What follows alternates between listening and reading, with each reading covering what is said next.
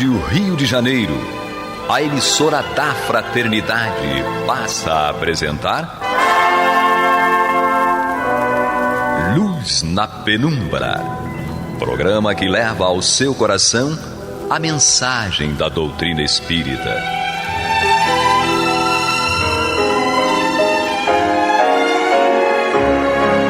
E com vocês, Eduardo Araújo, para o estudo de O Livro dos Médiuns, da obra codificada por Allan Kardec.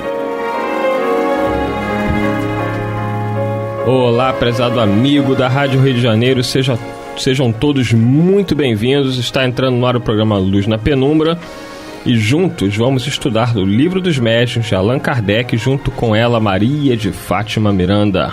Jesus nos inspire, nos oriente e conduza. E Paulo Renato tomando um porre de café. Pra esquentar um pouquinho. Olha, esse café deixasse bêbado, tu tava numa situação complicada, hein? Tu sabe que lá no mundo espiritual não tem café. Graças a Deus, eu não bebia café, passei a beber café no trabalho, porque as meninas que ajudam lá na conservação da limpeza faziam café e vinham todas... Te viciaram, né? Elas vinham todas atenciosas, servindo café à mesa, eu não tinha como recusar. Pois é. Aí acabei pegando o hábito. Quer dizer, eu não bebo muito em casa, eu não bebo. Eu, como já tô evoluído, eu tomo chazinho, Paulo Renato. E eu prefiro chá. Em compensação. Em compensação, Miranda vai me... Olha, Maria de Fátima Miranda, eu ia até te elogiar, mas não vou mais. Então vamos lá, vamos pegar o Livro dos Médiuns. Vou nem falar nada, né? Deixa quieto. Vamos pegar o Livro dos Médiuns. Você vê aí que maldade, Paulo Renato. Hoje foi uma disputa dele com a Cristina. Ela quer falar do meu pão com ovo. Ah, bom. Por quê? Porque eu sou viciado em pão com ovo. Eu adoro também. Como é que tá? Você deixa ela. Vamos lá. Livro dos Médiuns de Allan Kardec, capítulo 31, que é a segunda parte do Livro dos Médiuns, lá já do final do Livro dos Médiuns, capítulo 31. Esse capítulo trata das dissertações espíritas e nós estamos lendo as mensagens no tópico sobre as sociedades espíritas. A mensagem de hoje é a mensagem de número 19, mais uma mensagem do Espírito São Luís. Então aí, uma sequência de mensagens que Allan Kardec separou pra gente do Espírito São Luís. Desde o 17, né? Do 17, 18 e agora a 19, 3 mensagens aí do Espírito São Luís. E ele diz o seguinte pra gente: meus amigos e fiéis crentes, ditoso me sinto sempre que vos posso dirigir pela senda do bem. É uma suave missão que Deus me confia e de que me desvaneço, porque ser útil é sempre uma recompensa. E é uma grande verdade, não é? A gente estava aqui conversando em outros programas, quando a gente se coloca na tarefa do bem, apesar dos percalços, das dificuldades, a sensação de paz, a sensação que a gente tem de... É algo que é indescritível, né? Só quem realmente vivencia sabe o que é isso. Às vezes um simples gesto, um gesto de você ajudar uma pessoa no banco, de ajudar uma pessoa a atravessar uma rua, ou de participar de um trabalho voluntário, cuidando de crianças, cuidando de idosos, os moradores de rua. Parece tarefas que muitas pessoas falam assim, mas por que essa pessoa está fazendo isso, meu Deus do céu? Plena noite, frio, pela rua, distribuindo quentinha, pão, com pessoas sujas, com pessoas drogadas. Realmente, para quem está olhando de fora, pode parecer até incompreensível, mas quem está ali tem uma felicidade de estar ali, não é, Miranda? Você que participa, já vivenciou tantas histórias, é gratificante, não é? É porque não é a quentinha, quem está por trás da quentinha, não é? É aquele coraçãozinho que está ali, às vezes, totalmente vulnerável, até refratário. Porque o sofrimento é tamanho que eles, às vezes, até desacreditam das boas intenções e ficam na retaguarda. Sim. Mas é gratificante quando a gente pode, de uma forma desinteressada, né, como colocava Jesus. Por isso que Jesus dizia, quando derdes uma festa, convidai os pobres e os estropiados, porque eles não terão como vos retribuir. A melhor coisa que tem é isso, Paulo Renato, a gente poder ajudar alguém pelo simples prazer de ajudar, sem nenhuma intenção oculta, já que aquela pessoa não tem como nos retribuir, pelo menos diretamente. Isso mesmo. No capítulo 13 do Evangelho, segundo o Espiritismo, tem uma série de mensagens nesse sentido, muito boas mesmo. E a gente lembra de Paulo de Tarso falava que grande lucro é a caridade com contentamento. É essa que traz para a alma a recompensa pelo bem feito. A gente tem que sempre lembrar de quando estender as mãos, de alguma forma levar o coração junto com a mão, porque às vezes a pessoa está na atividade do bem e o bem deve ser feito, digamos, em qualquer condição, dentro dos meios adequados, claro. É um princípio de melhoramento da alma, mas para que o bem traga o resultado, a resposta, digamos, da realização em si, é preciso que o coração tome parte nele. Então nós todos conhecemos pessoas que estão nessa atividade de beneficência durante muitos anos fazem com a maior das boas vontades, claro, mas se encontram às vezes vazias, não sentem a alegria pelo bem realizado. Talvez, nenhum de nós conhece o coração do outro, mas talvez esperando que o reconhecimento do outro, que às vezes se manifesta, pudesse trazer alguma alegria ao coração. Às vezes isso até acontece, é o que nós falávamos em programas anteriores, que nós estamos sempre buscando aquela sensibilidade, aquela emoção superficial dos nervos, E por ser uma emoção superficial, nós não conseguimos estendê-la, largá-la por muito tempo, estamos sempre nessa busca. Mas aqueles que fazem, na expressão de Paulo, a caridade com contentamento, com alegria, que sentem prazer em ser úteis, descobrem que essa oportunidade do serviço, ela por ela mesma já deve ser nela mesma deve se encontrar a felicidade. Não importa os resultados que ela produza, mesmo que o outro a quem se pretende beneficiar, a quem se beneficia, mesmo que ele se ajoelhe aos nossos pés para agradecer, mesmo nessa situação,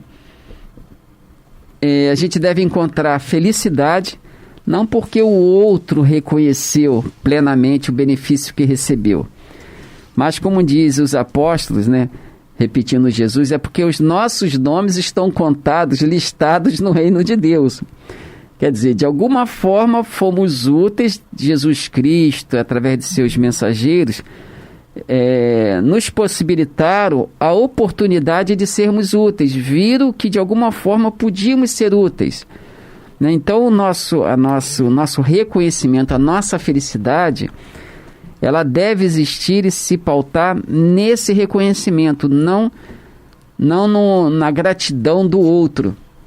Não importa como ele a expresse, porque com a gratidão ou sem a gratidão, aquele que faz o bem, com essa visão de serviço, de que está servindo a Jesus, ele encontra a felicidade que busca no próprio trabalho.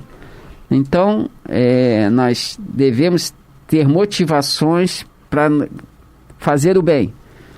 Mas antes de estender a mão, temos que lembrar de que o coração tem que fazer parte dela. Porque o bem não espera para recompensar no dia de amanhã. A gente fala sobre o reino de Deus que virá, tal, mas a gente esquece da frase de que o reino de Deus começa dentro de nós. Portas adentro do coração, e é preciso que ele seja construído por nós, mas com os elementos de construção adequados, apropriados. O outro nunca vai ser o elemento digamos assim, de construção para a nossa alma, embora possa parecer paradoxo, mas o próximo, ele não tem a chave para abrir no nosso coração. Por mais que façamos por ele, se não estivermos nessa condição de que Paulo coloca, de fazer a caridade com contentamento, por mais que façamos por alguém que ela reconheça, se nós não nos permitirmos abrir as portas da alma, e isso é um processo demorado, que cada um encontra o seu próprio caminho, mas se a gente não se permitir abrir essas portas da alma para fazer o serviço que devemos fazer com contentamento, estaremos na condição de pessoas vazias, como a senhora Laura, num livro Nosso Lar, falou do André Luiz. Você é uma taça, né, iluminada, mas vazia por dentro. Então, muitas vezes temos o discernimento de que temos que fazer o bem, fazemos, nos dedicamos realmente, mas continuamos com sede de alguma coisa, como dizia a Madre Teresa, se eu não me engano, que ela passava pela figura de Jesus e via sempre que ele tinha sede, né? Estava lá a frase, tenho sede. Então, às vezes, a pessoa está sempre nessa condição de sedenta e ela não consegue entender porque ela não é feliz ou tão feliz quanto gostaria se ela está numa prática do bem, dedicada, responsável, mas ela em si não encontra os motivos de felicidade que gostaria e até que mereceria, né? Então a gente tem que sempre se perguntar, né? Fiz o bem, voltei para casa feliz, ou só feliz realmente por haver servido a Jesus, ou estou tão somente com os nervos, digamos, à flor da pele. A gente não está condenando nem nada disso, né? Todos nós passamos, inclusive no momento, passamos por essas situações. Mas a gente tem que ir além delas para que a gente não fique nessa dependência de emoções, nesse sentido, para estabelecer a nossa própria felicidade, né? É isso aí. Você que está chegando agora, o programa é o Luz na Penumbra. Estamos estudando o Livro dos Médiuns de Allan Kardec, na sua segunda parte, capítulo 31. E estamos lendo aqui a mensagem de número 19, uma mensagem do Espírito São Luís. Lemos o primeiro parágrafo, vamos dar sequência a essa mensagem, quando São Luís diz o seguinte: que o Espírito de caridade vos reúna, tanto da caridade que dá, como da que ama. Olha que interessante aí, depois a gente comenta isso. Mostrai-vos pacientes ante as injúrias dos vossos detratores. Sede firmes no bem e, sobretudo, humildes diante de Deus. Somente a humildade eleva. É essa a grandeza única que Deus reconhece. Só então os bons espíritos virão a vós, do contrário, o do mal se apossaria de vossa alma. Sede benditos em nome do Criador, e crescereis aos olhos dos homens, ao mesmo tempo que aos olhos de Deus. Então, belíssima mensagem, pequena e belíssima mensagem do Espírito São Luís, Miranda. E essa frase dele aqui, né? Que o Espírito de caridade vos reúna, tanto da caridade que dá, como da que ama. Porque as duas são importantes, mas sem dúvida nenhuma, a caridade que ama, ela pode muito mais. Dar do que nós temos materialmente é um exercício de desprendimento. E dar do que sentimos é doação de si mesmo. E aí, muitas pessoas falam, poxa, mas eu faço tanta caridade. E aí, normalmente, é uma caridade muito voltada para a questão material, que é importantíssima, né? Porque materialmente as pessoas precisam do alimento, precisam de uma roupa. E ainda que você faça esse esforço de dar a praticar a caridade material, isso não nos isenta da responsabilidade da caridade moral. E nós lembramos do livro Voltei, do nosso companheiro Frederico Figner, que se apresenta no livro como irmão Jacó, e ele vai falar exatamente sobre isso, porque ele viveu um pouco dessa experiência, sendo um companheiro que fez muito no campo da caridade, ajudou a muitas pessoas. Ele custeava medicamento, que as pessoas não tinham como comprar, ele comprava medicamento, várias possibilidades de ajuda material ele disponibilizou, já que ele tinha recursos financeiros e ele utilizava desses recursos no auxílio aos companheiros. Mas ele vem a desencarnar e ele tinha intenção de, quando desencarnasse, voltar pela mediunidade para contar como é que foi o desencarne dele. Não foi tão simples como ele imaginava. Ele achou que ia chegar, que já ia desencarnar, já vinha escrever. E ele foi lá tentar escrever, o irmão não enquadrou ele, falou: meu filho, fica quieto aí, espera, a coisa não é assim não. E quando ele escreveu, ele conta pra gente histórias, é um livro muito bom, muito bom. O livro Voltei, do Chico Xavier, pelo espírito irmão Jacó, que na verdade é o Frederico Figner. E ele vai contar no plano espiritual que uma das primeiras grandes frustrações dele foi quando... E ele estava numa condição muito boa. Queria eu desencarnar auxiliado pela própria filha, no caso dele a Marta, e por Dr. Bezerra de Menezes e o irmão Andrade. Então ele estava numa condição maravilhosa, né? Quando eu desencarnar, só Jesus sabe quem é que vai estar lá acompanhando. Mas vamos lá. E aí ele desencarnou, saiu do corpo, aquela coisa toda. O processo foi muito mais complicado do que ele imaginava, porque ele disse que já tinha lido muita coisa sobre a morte.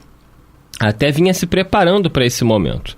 Leu as obras de André Luiz, leu o livro do Ernesto Bozano, A Crise da Morte. E ele falou: olha, tenho que vos dizer que tudo que li é uma pálida imagem da realidade.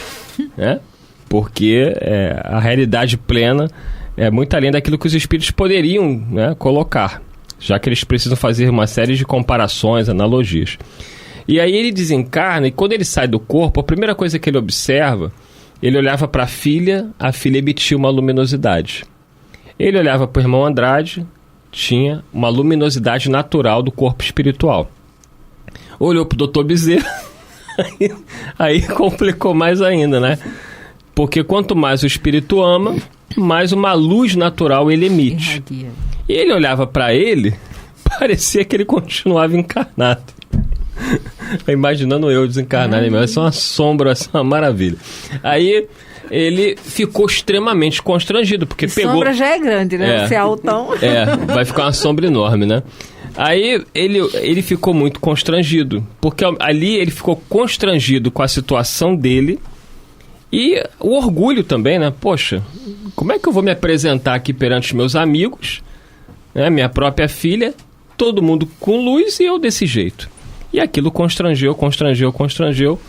E ele depois foi entender, quando o próprio obsessor, né, esclareceu a ele, porque os benfeitores mantiveram o silêncio, né, fora da caridade não há salvação, ele foi questionar a filha: filha, mas eu não tenho luz. Aquela: não, pai, fica calmo, com o tempo a sua luz vai vir. A filha ficou ali maneirando, ninguém chegou para ele para dizer: ó, por que você não tem essa luz ainda?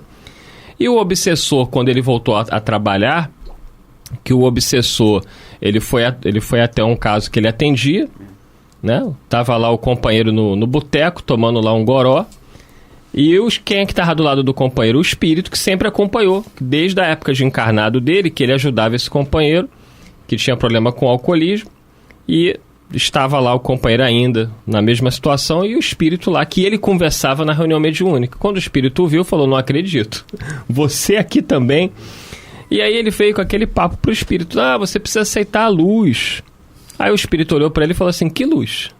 Se tu não tem. Aí ele quis correr, aquela coisa toda. Aí o benfeitor falou: você veio, agora você fica. E o espírito falou para ele: o pessoal pensa que com o benfeitor se brinca, né? Tu não quis vir, agora você conversa. Não tem nenhuma LED ali ao alcance. Aí o espírito falou: tu pensa que eu não ia atrás de você, não? Tu pensa que tu me falava aquelas coisas na reunião mediúnica que eu não ia ver quem tu era? Como é que você era em casa? Como é que você tratava as pessoas? Como é que você lidava com seus funcionários? Porque ele era uma criatura que, ao mesmo tempo que ele fazia caridade material, ele, por dentro, emocionalmente, moralmente, ele não conseguia ainda amar. E eu lembro do nosso companheiro Marco Aurélio Baldança, com a frase que ele fala, que nunca mais eu esqueci, que ele fala o seguinte: o bem dá crédito, mas não necessariamente dá elevação, porque quando eu dou alguma coisa para alguém, material, o ato de doar por si só dá crédito, porque eu estou auxiliando. Mas se eu não coloquei amor naquele meu gesto, não dá elevação. Não é isso, Miranda? Sim. E aí, como é que entende isso? Eu tô lembrando, você falou isso, eu tinha acabado de anotar aqui.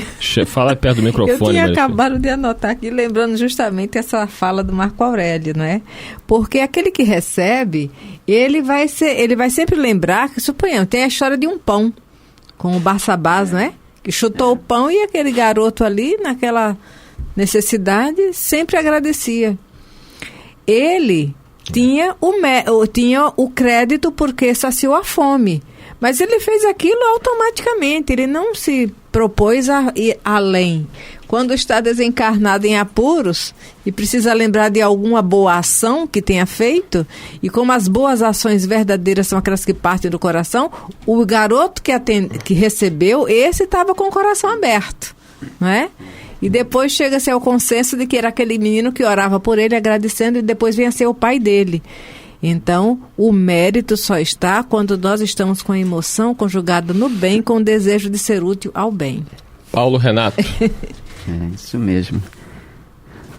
É uma construção, como a gente sempre repete, é uma construção difícil e às vezes dolorosa, porque o bem exige mais do que nós queremos dar.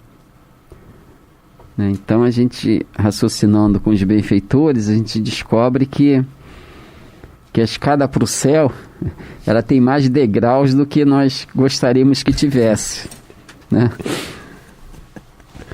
Porque no próprio Livro dos Espíritos, que nós separamos aqui, quando os benfeitores perguntam, Kardec pergunta aos benfeitores, e foi colocado na questão 886, qual o verdadeiro sentido da palavra caridade, como entendia Jesus?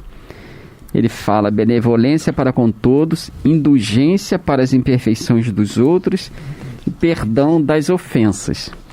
E no Evangelho, também, no capítulo 13, no item 9, a caridade material e a caridade moral, num trecho ele fala assim: a caridade moral consiste em se suportarem umas às outras as criaturas, e é o que menos fazeis nesse mundo inferior. Então a gente... Você vê, a gente tem aqui que suportar a Maria de Fátima Miranda. É uma tarefa complicada, hein, Paulo Renato? É complicada. É o degrau a mais que a gente não contava. É isso aí. E ele vem falando mais aqui no capítulo 13 ainda, no item 12. Fala, vossos males provêm todos do abandono voluntário a que votais esse resumo das leis divinas, que é o Evangelho. E ele fala ainda adiante, apenas encorajamento é o que vos vimos dar, apenas para vos estimularmos o zelo e as virtudes, que é que Deus permite nos manifestemos a vós outros. Quer dizer, todo esse movimento espiritual que redundou, que se materializou no que conhecemos como a obra espírita, ele tem um objetivo único, né? Embora com várias faces, mas ele tem um objetivo único, que é o aperfeiçoamento moral da criatura, né? E às vezes a gente tende a esquecer isso por diversos motivos, cada um tem os seus motivos particulares, mas às vezes nos iludimos com a prática do bem em si mesmo, do bem no ato de dar, né? A ilusão do Jacob aí do livro é a mesma ilusão nossa. Nós nos iludimos com virtudes que não possuímos e esquecemos de adquirir as virtudes reais, aquelas que têm a condição e a força de nos dar a luminosidade que esperamos ter, se não hoje, se não amanhã, mais ou menos depois de amanhã. Então, como diz ainda os apóstolos, o amor faz a alma vibrar numa dimensão diferente. E eu tô aqui fazendo sinais desesperados a Paulo Renato para dizer que acabou o tempo. Muita paz a todos, semana que vem estaremos juntos, se Deus quiser. Você está ouvindo o programa Luz na Penumbra.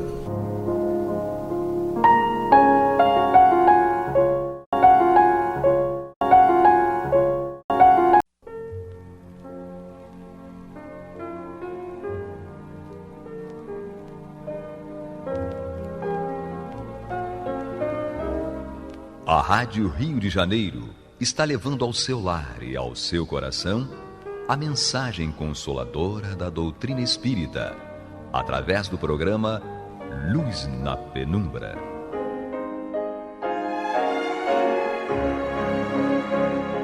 E agora com vocês, César Augusto Lourenço Filho, para comentar os textos da Revista Espírita de Allan Kardec, no período de 1858 e 1869. Queridos irmãos, vamos dar continuidade ao nosso trabalho. No programa anterior, nós estudamos parte da matéria intitulada Médiuns Julgados, constante do exemplar de janeiro de 1858 da Revista Espírita.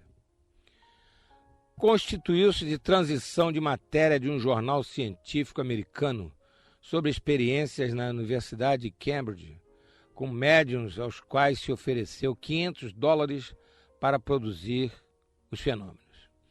A experiência foi um fiasco e Kardec, nos seus comentários, lembrou outra, ocorrida na França 10 anos antes, com a mesma frustração. E nós mencionamos que as irmãs Fox estavam nesse grupo de médiuns que pretendia ganhar os $100.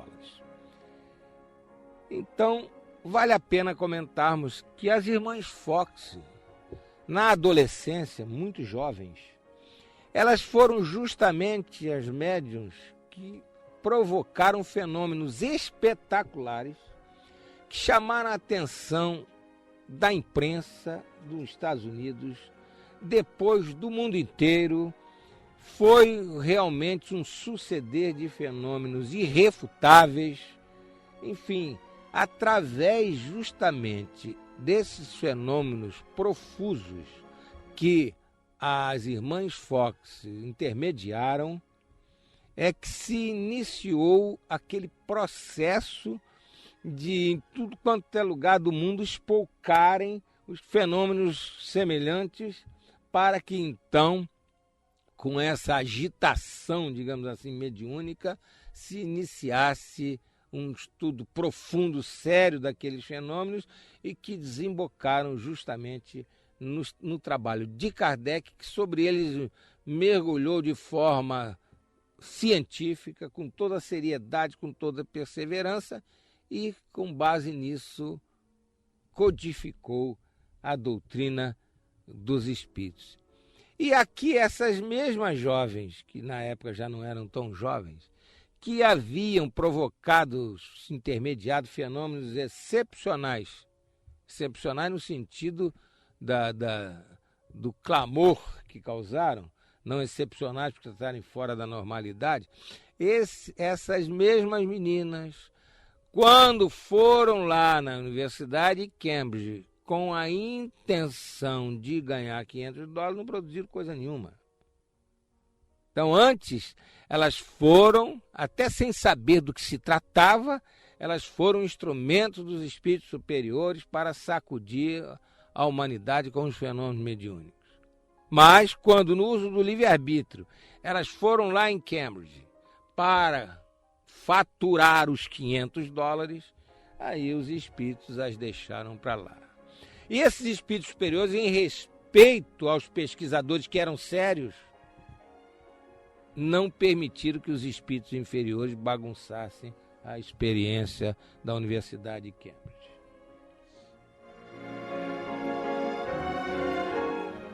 No final do programa anterior, nós ressaltamos o comentário de Kardec sobre a independência dos espíritos diante dos encarnados que desejem colocá-los a seu serviço. Isso a gente tem que repisar sempre. Às vezes a gente encontra médiuns que alguém pergunta, olha, eu precisava de um conselho, preciso... tá bem, vamos lá, eu vou chamar o meu guia. Aí a pessoa para o que está fazendo, convoca o guia espiritual imediatamente vem e faz e acontece, e aconselha e faz predições, etc., que depois até, na grande maioria das vezes, não se confirma. Então, o médium que acha que é o bom, usando uma expressão muito bem moderna, que é o bom, né, que está com tudo, que faz e acontece, e pensa que só de mentalizar um espírito superior, o espírito superior vem e o recebe para fazer e o atende para fazer o que achar que ele, médium, esteja precisando. Esses médiuns costumam ter de sabores muito sérios. Vamos continuar na leitura da matéria da Revista Espírita, e com um trecho no qual continua essa questão da postura dos espíritos diante de nós.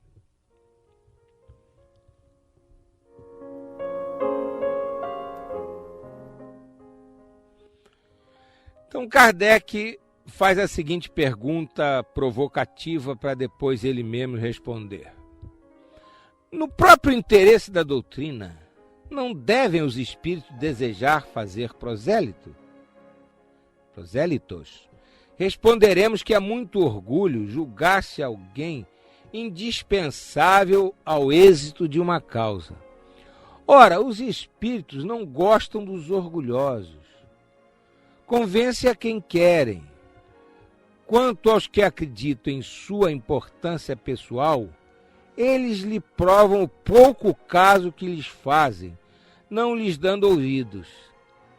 Aliás, é esta a sua resposta às perguntas sobre o assunto. E depois Kardec faz perguntas àquele espírito sobre o assunto, a um espírito lá da Sociedade Espírita Parisiense de Estudos Espíritas, sobre o assunto. Então, Kardec está aqui falando a respeito do orgulho e da vaidade daquelas pessoas que, em sendo médiuns, elas acham que podem fazer prosélitos através dos espetáculos que possa proporcionar com a sua mediunidade.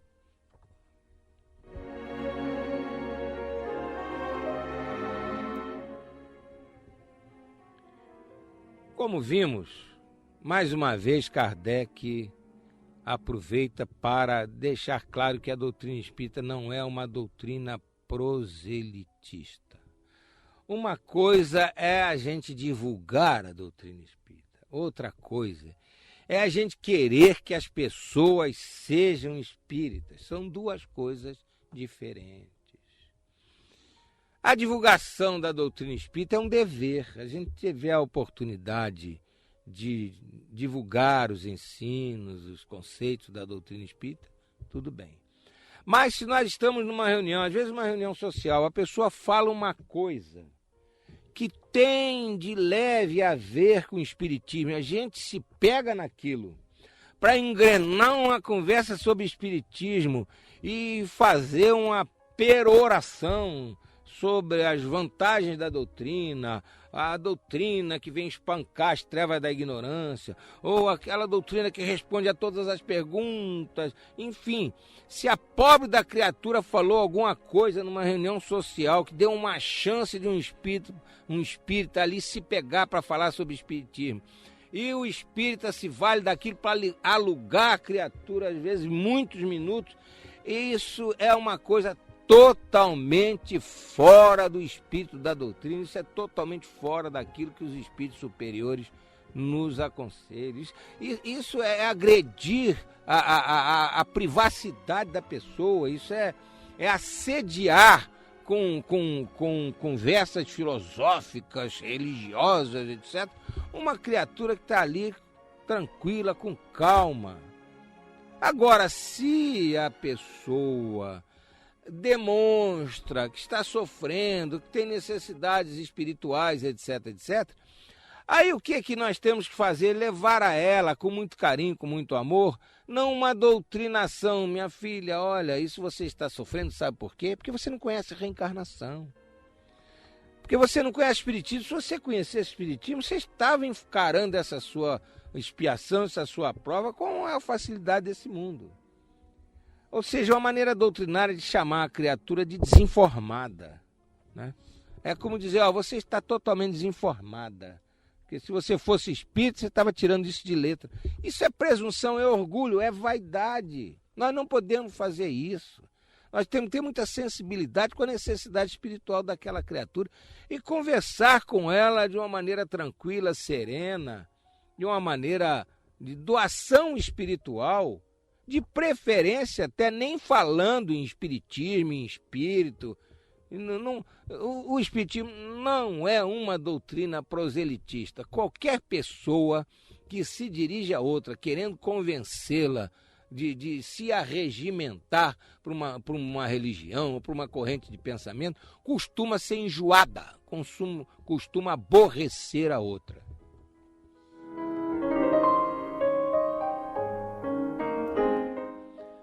Uma outra coisa interessante que está aqui, né, no texto que nós lemos de Kardec, são pessoas orgulhosas que se julgam indispensáveis a uma causa.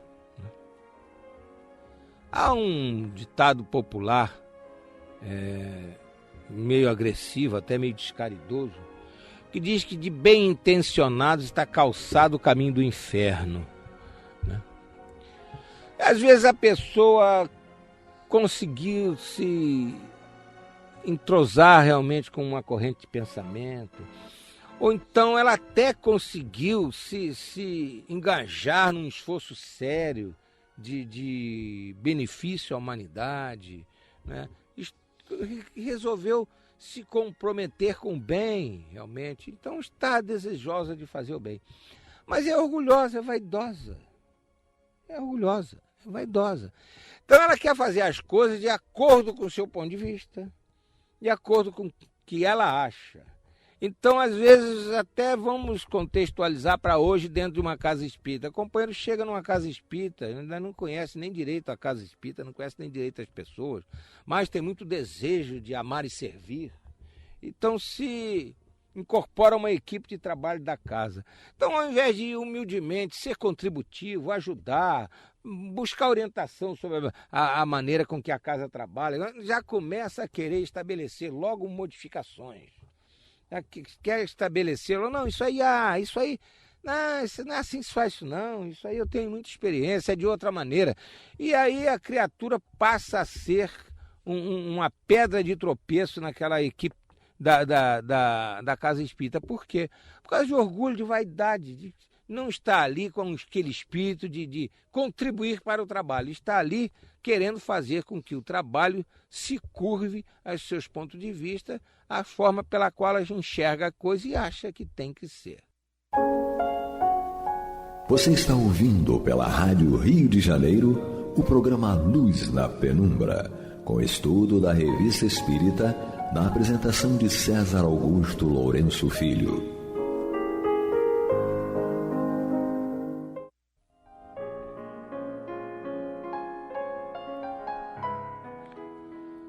Continuamos então com o texto de Kardec, que reproduz o diálogo dele com o espírito lá na Sociedade de Estudos Espíritas de Paris. Então Kardec pergunta: pode-se pedir aos espíritos provas materiais de sua existência e de seu poder?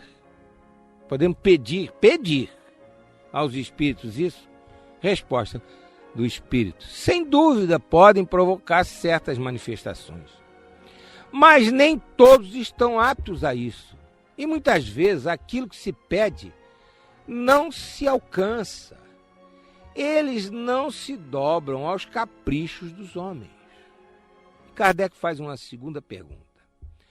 Mas quando alguém pede provas para se convencer, não haveria conveniência em ser atendido, pois seria um adepto a mais?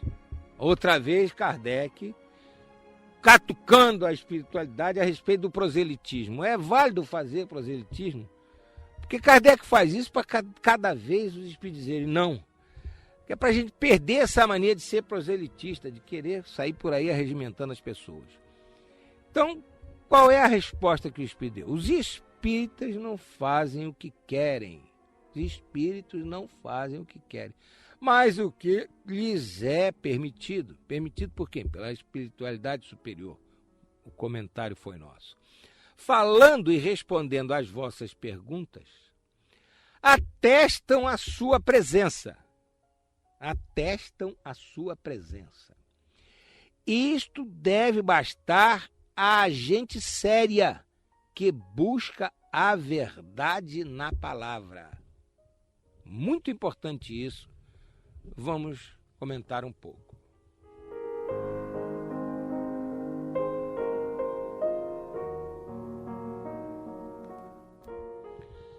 Primeiramente, Kardec pergunta sobre a possibilidade de se provocarem fenômenos materiais com vistas a comprovar a existência dos espíritos. São os chamados fenômenos físicos. É a materialização, é o fenômeno de transporte, em que o espírito desmaterializa um objeto num lugar, materializa no outro. É o fenômeno das pancadas, dos ruídos, é o fenômeno das mesas girantes, enfim, são esses fenômenos todos que são espetaculares, digamos assim, porque os espíritos fazem coisas que dentro do usual que as pessoas estão acostumadas, elas não presenciam, mas que estão rigorosamente dentro das leis da natureza, que obedecem rigorosamente às leis físicas e químicas do planeta. Então, é possível, sim, é possível. Agora, o espírito, ao responder, diz que nem todos estão aptos. Então, esse é um tipo de mediunidade. É o chamado médium de efeitos físicos. Somente esses médiums são capazes de assessorar os espíritos para que esses fenômenos ocorram, para fornecer aos espíritos as condições fluídicas indispensáveis para que eles, espíritos, através dessas características físicas do médium, provoquem os fenômenos de acordo, como dissemos há pouco, com as leis da natureza do planeta. Então, o médium que não tem essas características físicas, ele não consegue dar aos espíritos condições de realizar esses fenômenos. Então, só pode realizar esses fenômenos os chamados médiuns de efeitos físicos. E, novamente, no texto, Kardec fala, ou melhor, o espírito respondendo a Kardec, diz novamente que eles, espíritos, não se dobram ao capricho dos homens. Nenhum espírito vai se curvar a uma pessoa. Não, eu, para acreditar em espírito, eu quero que um espírito venha aqui, faça isso, faça aquilo. Esse orgulhoso, esse São Tomé moderno, não vai ter essa prova dessa maneira. E no final, o espírito, na segunda pergunta, ao responder, lá no final da resposta, ele diz: a pessoa séria, ela se convence pela palavra, pela lógica, pela racionalidade. Ninguém precisa ver um espírito para acreditar definitivamente na existência do espírito. Ninguém precisa ver um espírito para chegar à conclusão que o espírito existe, que o espírito é imortal. Basta acompanhar todo esse arcabouço, toda essa estrutura de lógica, de racionalidade, toda essa estrutura de argumentação, de raciocínio da doutrina espírita, da parte filosófica da doutrina espírita.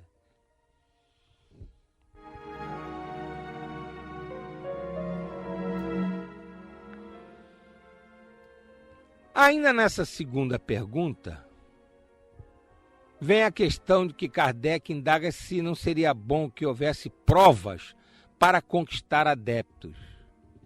E, novamente, o espírito respondendo, diz que o espiritismo não é proselitista. E fala uma coisa interessante, da necessidade de permissão dos espíritos superiores para se provocar os fenômenos. há determinadas circunstâncias, ou a grande maioria das circunstâncias, não pode se fazer, não pode acontecer uma fenomenologia espírita desses fenômenos mais espetaculares. Certa vez brincamos num centro espírita, indagando dos presentes o seguinte: se agora aqui houvesse um médium de efeito físico e no meio do nosso estudo essa mesa se levantasse, girasse no ar, parasse com um pé só e começasse a bater, quem é que ia embora, saia correndo pela porta? Várias pessoas levantaram a mão. Várias. E são lá frequentadores da casa espírita. Mas ainda tem medo de espírito. Ainda não tem conhecimento solidificado da doutrina espírita, da ação dos espíritos, o que os espíritos podem, o que os espíritos não podem, de tal forma que se acontecer uma coisa dessa, se sente desprotegida, fica com medo, corre, vai embora.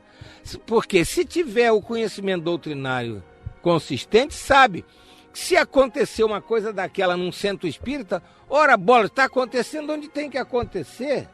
É o lugar mais propício para um fenômeno desse, é num centro espírita. Então, se houver um médium de efeitos físicos e isso acontecer, o que significa? Significa que a espiritualidade superior permitiu, foi isso que os espíritos superiores disseram, tem que haver permissão, a espiritualidade superior permitiu que aquele fenômeno ocorresse até para identificar ou permitir que se identifique daquelas pessoas que ali estão, qual aqui detém esta mediunidade de efeitos físicos e quem sabe, em função dessa mediunidade inequívoca de efeitos físicos, a Casa Espírita abriu uma linha de pesquisa a respeito daquele médium que, quem sabe, pode desembocar até num trabalho de cura ou num trabalho de materialização com vista, quem sabe, à pesquisa de fenômenos.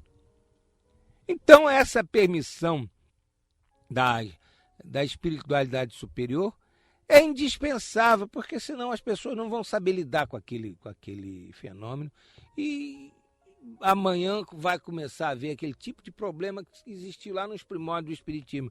Começa a ver os fenômenos, depois os fenômenos rarefazem-se, aí as pessoas, naquela obrigação de dar continuidade aos fenômenos, vem aquele pensamento mau, a inferioridade espiritual, e aí a criatura começa a fraudar para garantir o espetáculo.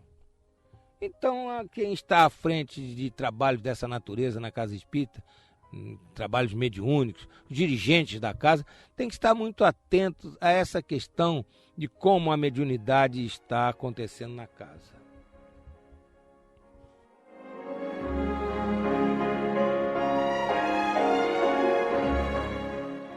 Vamos ver como Kardec encerra essa matéria da Revista Espírita.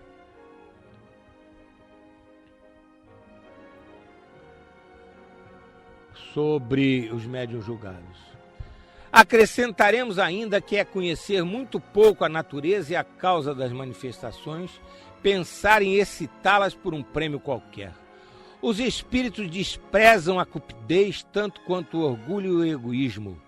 Esta condição única pode ser para eles um motivo de não se manifestarem. É preciso saber que se pode obter 100 vezes mais de um médium desinteressado que daquele movido pelo engodo do lucro, e que 1 milhão não o levaria a fazer o que não deve. Se algo há para admirar, é o fato de encontrarem médiuns capazes de se submeter a uma prova que tenha por objetivo uma soma de dinheiro.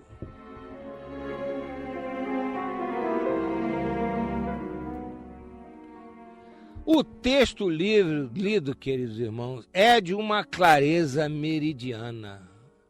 Nós não faremos qualquer comentário a respeito. É claro demais, não deixa margem a dúvidas absolutamente nenhumas. Nós estamos chegando ao final do programa, o tempo está se esgotando. Nós nos despedimos por aqui, desejando-lhes muita saúde, muita paz, tudo de bom, e estaremos novamente juntos na próxima semana.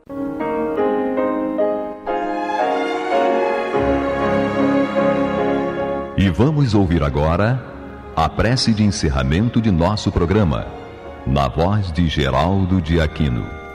Jesus, dá-nos coragem para a luta, piedade para os insultos e misericórdia para as injustiças e ingratidões.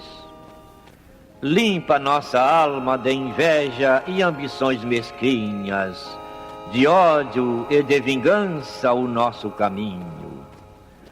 E que dentro em pouco, ao recolher-nos de novo ao calor do nosso leito, para que o sono nos dê a paz e o esquecimento das tristezas humanas, possamos sentir, Senhor, no mais íntimo de nosso ser, a doçura indefinível do Teu amor e a grandeza incomparável da Tua divina presença.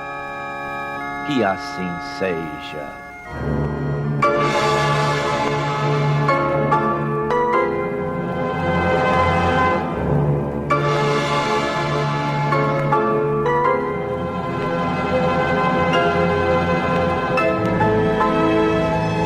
Acabamos de apresentar o programa Luz na Penumbra, que voltará a ser apresentado amanhã às 21 horas nesta emissora.